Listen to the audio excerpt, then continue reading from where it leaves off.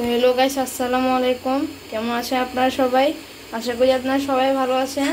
তো আজকে আমার আম্মু বাসায় রান্না করবে কলমি শাক দিয়ে ডাল রান্না, তারপর হচ্ছে কবুতরের মাংস।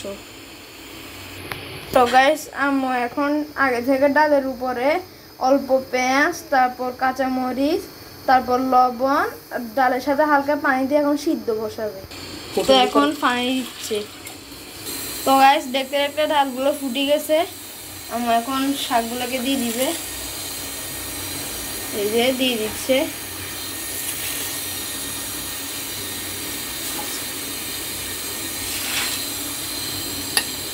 তো গাইস, এখন শাক দেওয়ার পর আমি ঢাকে দিচ্ছে। তো আরো কিছুক্ষণ পর দেখা হচ্ছে। তো গাইস, এখন আমাদের শাক রান্না ডান। তো এখন আমরা তেলের মধ্যে রসুন দিয়ে ওই শাকে ভাগারটা দিব। এই যে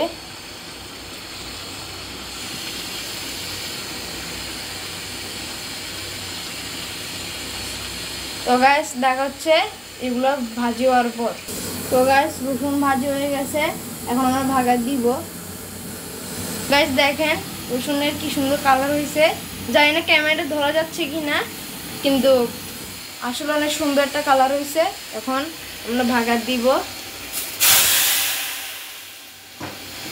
তো গাইস, ভাগার দেওয়া দান। তো কার কার এভাবে শাক ডাল দিয়ে রান্না করে খাইতে ভালো লাগে কমেন্টে জানাবেন। তো আজকের মতো এখানেই বিদায় নিলাম। আল্লাহ হাফেজ।